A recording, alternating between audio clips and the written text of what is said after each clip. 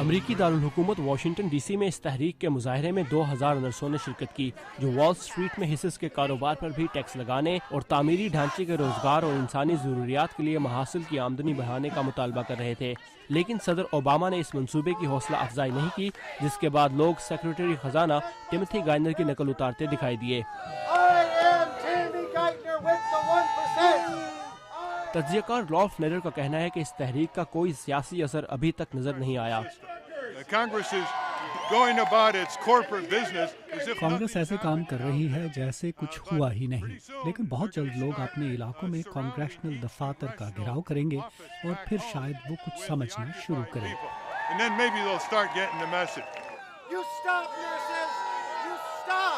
اس تحریک میں شامل لوگ روایتی سیاسی دھارے سے ہٹ کر کام کر رہے ہیں، جس کے بارے میں ان کا خیال ہے کہ وہ تبدیلی نہیں لا سکتا، وہ براہ راست لوگوں کے پاس جانا چاہتے ہیں۔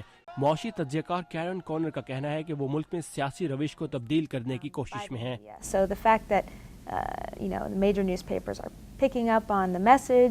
یہ حوصلہ افزا بات ہے کہ کچھ اہم اخبارات اس تحریک کے پیغام کو سمجھ رہے ہیں اور اسے اپنے اخبارات میں فرنٹ پیجز پر جگہ دے رہے ہیں۔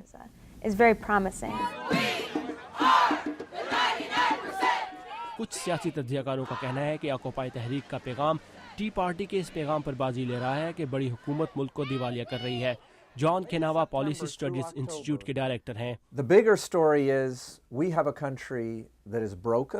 اہم بات یہ ہے کہ ہمارا ملک دیوالیہ ہو رہا ہے، حالات خراب ہو رہے ہیں، جو کہ بہت سے لوگوں کے لیے تشویش کی بات ہے، اور جب آپ اس کے بارے میں بات کرتے ہیں تو اس کے دور اثرات ہوتے ہیں۔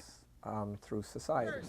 I'm Timmy Geithner, Treasury Secretary, and the best friend the bankers ever had. Are you guys doing okay? جان حال ہی میں امریکہ کے ایک بڑے بینک کی طرف سے ڈیبٹ کارڈ پر فیس عائد کرنے کے فیصلے کی بات کرتے ہیں، جس پر لوگوں کی طرف سے بھرپور احتجاج کے بعد بینکوں کو یہ فیصلہ منسوخ کرنا پڑا۔